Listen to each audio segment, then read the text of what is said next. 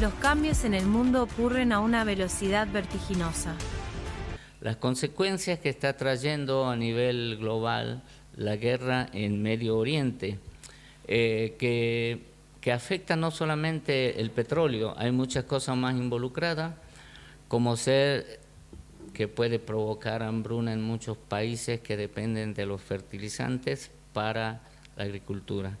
Para tratar este tema con más autoridad, hemos invitado al ingeniero Adolfo Carrizo para que nos explique parte de lo que deviene de este conflicto en Medio Oriente, parte de las consecuencias que trae aparejado este conflicto. Buenos días, ingeniero. Buen día, Luis, Valentina, gracias por el espacio. Y bueno, la idea es tratar de que la gente comprenda cuál es la problemática tras este conflicto, porque a veces la gente piensa de que esto ocurre en un lugar muy lejano y que no tiene nada que ver con nosotros, y en realidad tiene mucho que ver. La idea de esto es comentar un panorama de lo que está ocurriendo en este momento. Bueno, para empezar es decirles que la energía es la base del desarrollo de las civilizaciones, y eso es lo que permite que hayan alimentos, que hayan industrias, servicios y vías de comunicación para comerciar estos productos y servicios. En estos 40 y tantos días de conflicto se habló o se ha bajado una línea de que el estrecho de Hormuz, que este conflicto se relacionaba al estrecho de Hormuz y que solamente tenía que ver con el 20% del petróleo global. Y la realidad es que es un conflicto de una región, involucra a otro estrecho que está relacionado, que es Bab el-Mandeb, y eso es lo realmente complicado de este escenario, ¿no? Entonces, hay dos problemas, en el estrecho de Hormuz y también en el estrecho de Bab el-Mandeb. En el caso del estrecho de Hormuz, ¿por qué es importante? Porque en este lugar ocurre el 46% de las exportaciones mundiales de urea, si podemos ver las imágenes. La siguiente. Señor director, si puede ir pasando las imágenes relacionadas con la exposición. Ahí está. Muchísimas gracias. El 46% de las exportaciones de urea se producen en este estrecho. ¿Para qué se utiliza la urea, Adolfo? Ya lo vamos a detallar un poco.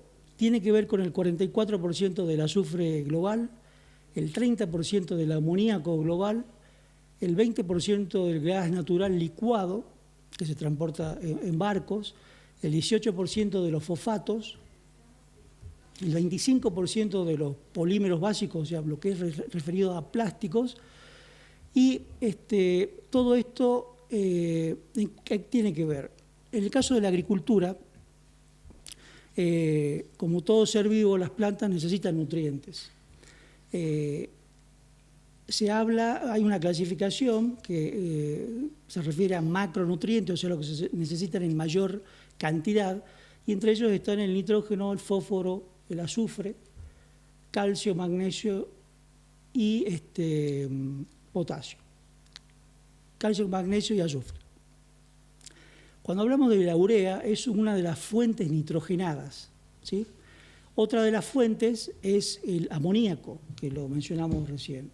En el caso de los fosfatos, no es solamente por lo que proviene del fósforo, sino porque se produce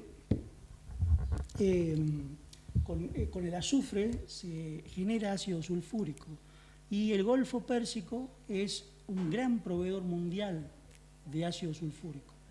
Con ese ácido hay un destino que es para obtener también los fertilizantes fosfatados, y a su vez el ácido sulfúrico se usa para otras industrias, para la producción de acero y aluminio.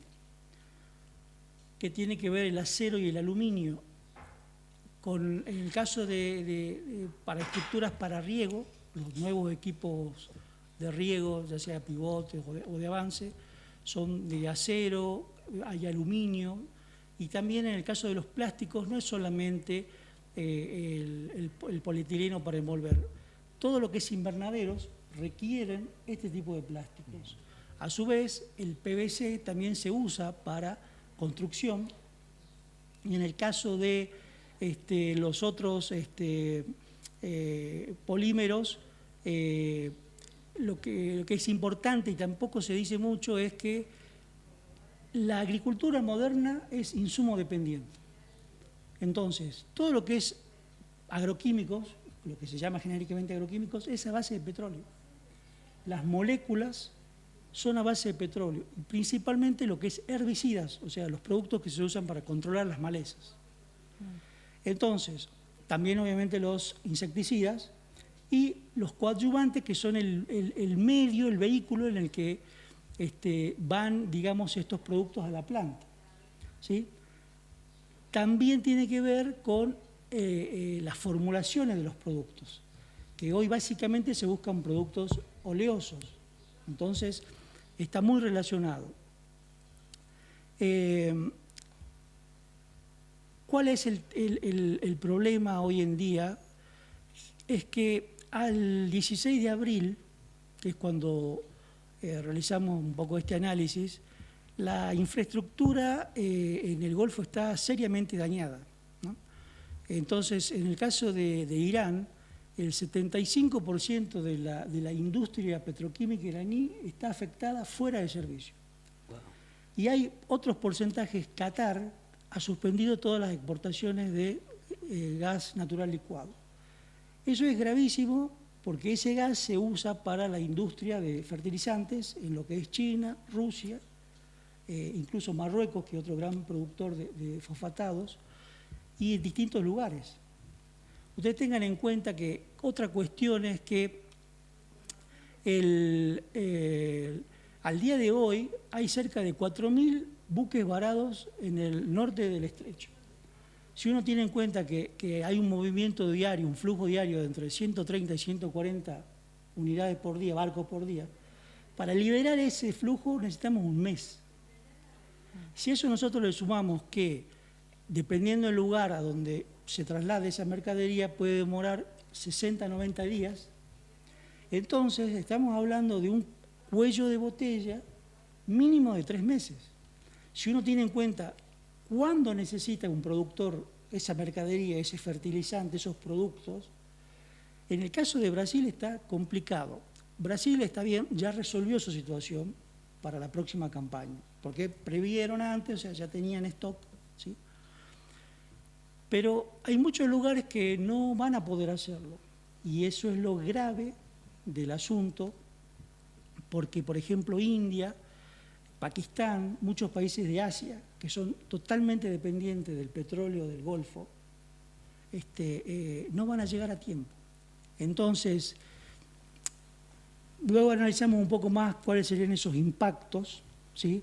Pero la idea de transmitir esto es que la agricultura es insumo dependiente. Nosotros necesitamos de la producción agrícola no solo para comer, seguridad alimentaria, necesitamos para producir otros bienes, ¿sí? Por ejemplo, supongamos biocombustible, que es un tema que podemos tocar en otro programa, que está muy de la mano, y hay muchos productos que, por ejemplo, la ganadería.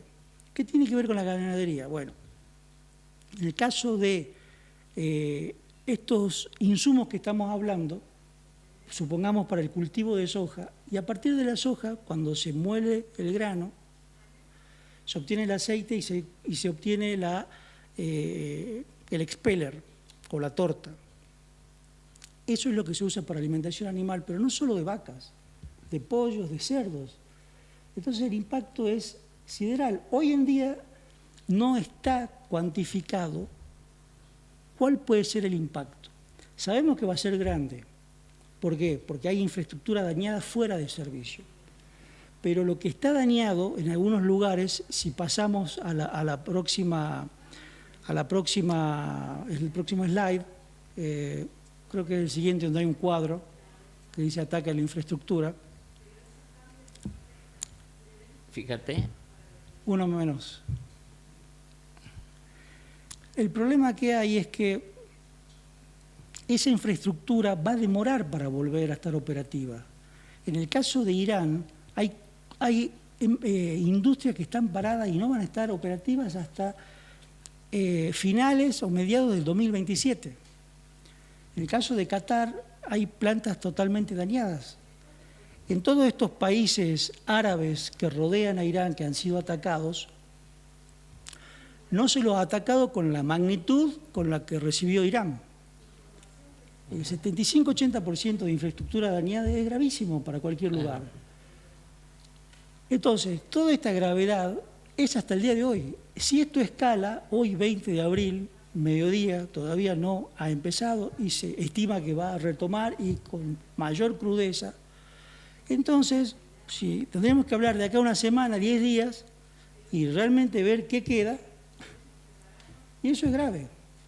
Y yo creo que eso explica muchas cuestiones de la gravedad de lo que está pasando hoy en día.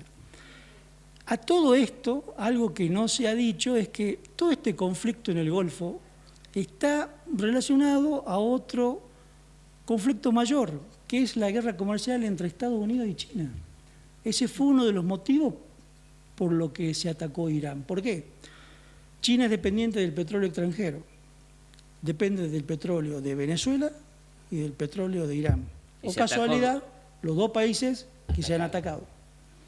Entonces, digan lo que digan, hay un interés, en el caso de Estados Unidos, que era el control del estrecho, el control del petróleo. Luego dijo su presidente, Trump, que querían ese petróleo. ¿Sí? Hago un pequeño paréntesis aquí con el tema del petróleo. Todos los petróleos no tienen la misma calidad. ¿Sí? Básicamente hay una calidad, digamos, la mejor calidad es lo que tendríamos en la zona del petróleo del Golfo de México. Estados Unidos tiene ese petróleo, que es un petróleo liviano. El petróleo que tiene Venezuela es como alquitrán, es pesado. El petróleo de Irán, que tiene mucha cantidad, que está para exportación, es una calidad un poco inferior a la de Estados Unidos. Ese petróleo se usa para cortar al petróleo pesado y en base a eso salen una cantidad, una diversidad de productos. Entonces, ese petróleo es necesario, además de que provee a la industria aeronáutica de Europa y de Asia en un 40%. Entonces, si ya hay infraestructura dañada y hay una posibilidad de una escalada mayor, yo creo que estamos ante un momento realmente crítico y yo creo que eso no es hacer apología del caos, pero lamentablemente si esto escala como se estima que escale, puede ser grave. Entonces, la idea de era transmitir ese mensaje de que hay una situación bastante compleja.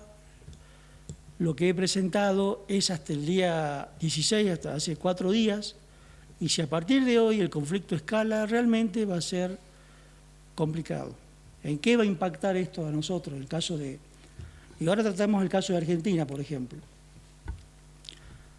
Argentina también importa fertilizantes. Si vemos uno de los slides, Argentina en el año 2025 importó el 67% de su producción, de su consumo de fertilizantes.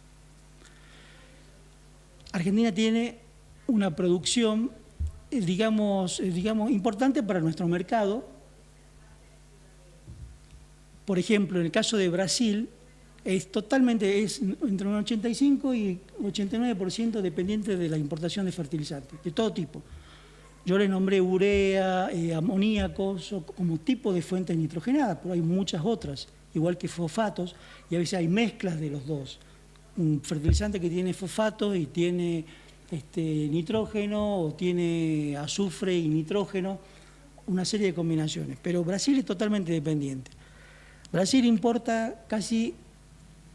el año pasado 49 millones de toneladas, wow. 10 veces más que Argentina. Acá quizás no impacte tanto en principio, porque realmente consumimos nada. Aparte reponemos la tercera parte de lo que nuestros suelos consumen, que eso es un problema que vendrá a futuro de la parte ambiental. La idea es que haya un balance neutro. Lo que yo consumo lo tengo que reponer. Bueno, en Argentina no se repone. A eso le sumamos que tenemos una poca producción, porque, repito, Brasil importa casi 50 millones de toneladas, nosotros 4,1 millones en el año 2025. Pero ¿qué pasa? Muchas de estas empresas, en el caso importan de Brasil, son filiales, entonces importan de Brasil. Y si Brasil está con problemas, en algún momento lo vamos a tener nosotros. Entonces, ¿eso qué va a implicar? Si vemos el siguiente cuadro, en el caso de lo que ha sido los precios de la urea, por ejemplo, que es el fertilizante de nitrógeno básico, que es muy usado para maíz y caña de azúcar. Está totalmente ligado al rendimiento. Se necesitan, para tener una idea, 50 kilos de urea por cada tonelada de maíz, ¿sí? El precio antes del conflicto de la urea estaba cerca de los $520 la tonelada. En el mes de marzo, mediados de marzo, el precio estaba en $740. ¿Cuál es el problema de esto? Recuerden que estamos en una economía de mercado.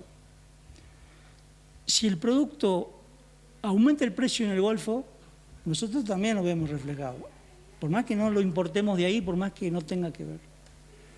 Entonces, a ese valor de urea que les mencioné recién, $840 hace 2 días, hay un problema. En este momento está en un proceso de licitación la India por 2,5 millones de toneladas, pero están pagando arriba de $1.000. India depende del fertilizante, tiene el país más poblado del mundo, 1.500 millones de habitantes. Sin fertilizantes se mueren. ¿Qué es lo que hacen? Lo pago al precio que sea con tal que me lo aseguren. Y eso empieza a traccionar el resto del precio. ¿Qué quiere decir esto? Que si hoy hace 4 años se necesitaban, por ejemplo, se duplicó la demanda, o sea, para pagar una tonelada de urea se necesitaban, supongamos, 350 kilos, supongamos, un valor. Hoy se necesita el doble, porque hay una relación entre el costo del insumo y el costo del fertilizante. Entonces, también tiene que ver en qué momento el productor lo va a comprar. En este momento está la cosecha. Ya terminó en Brasil, ya terminó en Paraguay, está cosechando Argentina, está parado por la lluvia en la zona núcleo. El productor, si hoy tiene que comprar apurado, pues ya tiene que vender su producción para comprar, lo va a comprar a un precio que no va a poder negociar. Entonces, es toda una cadena que no está todavía cuantificado, no se sabe. Eso es grave, esa incertidumbre que hay. Entonces, si hoy en día tenemos un precio que es ya el doble, o que podría estar el doble, porque, a ver, todos estos son valores que por ahí se dicen. Ahora, lo que importa es lo que el importador paga, o sea, las grandes empresas fertilizantes. Que eso no se dice, que eso lo ve el productor cuando llega la mercadería, ¿sí? Entonces, hoy, en este contexto de que hay un daño en la infraestructura que es, digamos, importante pero moderado, si bien en Irán es el 75% de su industria petroquímica, que es gravísimo, para darse una idea, Irán está pensando en importar derivados de petróleo para poder proveer a sus fábricas del sur de Irán, porque realmente le han dado una paliza en infraestructura. Entonces, ¿qué es lo que quiero decir con esto como para terminar? Hoy en día el productor debería pensar de que hay un problema de disponibilidad de fertilizantes y hoy se puede, el mensaje es asegurarlo. Hay otra cuestión también que vamos a hablar en otro programa, que es el tema del clima. El tema del clima no hablamos y es tan grave como el resto y no lo manejamos nosotros. Entonces, se están dando la combinación de factores para una tormenta perfecta, negativa. Y eso es lo que hay que tener en cuenta. Hay una serie de productores tienen que pensar, pararse, analizar todos estos factores y decir qué es lo que va a hacer. El productor local, hablamos del productor de Salta, del este, del norte, es analizar, ver qué es lo que está pasando, empezar a proveerse, pero quizás tenga que ajustarse con su producción. Muy interesante, así como también produce temores, ¿no? Esta situación, pero es mejor conocerla, saberla, lo que se avecina. Una última pregunta cortita porque el tiempo ya no cabe. Si se logra la paz prontamente, ¿cuánto tiempo dura que los precios van a mantenerse? ¿Van a volver a su precio habitual? Eso es lo que buscó Estados Unidos, poder darle tranquilidad a los mercados. La realidad es que el mercado está inquieto. Y si hoy parara todo y volviéramos al 28 de febrero, esto demoraría por lo menos 3 meses, los precios se mantendrían altos y a medida que se vaya recuperando la infraestructura irán bajando, pero eso no va a pasar ya. Si hoy parara todo, es imposible que en 3 meses volvieran los precios al mismo valor. Una idea. Sí, bueno, tener en cuenta, es muy interesante lo que habla el ingeniero, tener en cuenta esto que veníamos tocando en programas anteriores de que hasta el desconocimiento de cómo estas cuestiones afectan a nivel nacional también, porque todos se piensan o se piensa mucho a nivel nacional o local que hablan de que esta guerra está pasando a tantos kilómetros que no van a llegar a tocarnos, pero se va viendo en el reflejo de lo económico siempre, teniendo en cuenta en este caso de los agricultores, todos estos temas que son con este juego que, por así decirlo, que hay entre se cierra, se abre el estrecho de Hormuz, causa este embotellamiento aún masivo y todas estas cuestiones se van a ver reflejadas constantemente en el bolsillo tanto de los productores. Sí. Algo que la gente tiene que entender es que va a haber un aumento en el precio de los productos, o sea, inflación va a haber. Es imposible que no la haya. Eso es ajeno a la situación macroeconómica del país. La gente tiene que saber que acá hay un factor que va a provocar inflación. ¿Cuánto? Todavía no se sabe. Y el otro tema que también es importante, que empieza siempre a nivel global y después llega, es el tema de, en el peor de los escenarios, que yo creo que no es tan loco pensarlo hoy en día, es el tema de que se vendría una suerte de recesión si esto empeora. Y hay que prepararse para ese tipo de cosas. Bueno, muy interesante la verdad. Bueno, poder seguir indagando en este tema también ustedes como audiencia, poder seguir indagando más y poder entender cómo todas estas cosas van a afectar a nivel nacional también. Bueno, ya estamos con el tiempo justo. La verdad, muy agradecidos con la audiencia por quedarse, por estar constantemente apoyando también este programa donde les damos información de diversos lugares. Y bueno, recordarles que el día viernes nos vamos a volver a reencontrar de 12 a 1 de la tarde. Que tengan muy buenos días. A una velocidad vertiginosa. Comprender la realidad parece cada vez más difícil. Pero esos cambios nos afectan y debemos prepararnos para lo que viene. En Enfoque Político Global analizamos y explicamos la actualidad en un lenguaje claro y directo. Sin vueltas. Sin compromisos. Información precisa para comprender lo que realmente importa. Enfoque Político Global. Análisis profundo en lenguaje cotidiano. Porque entender tu mundo es ser parte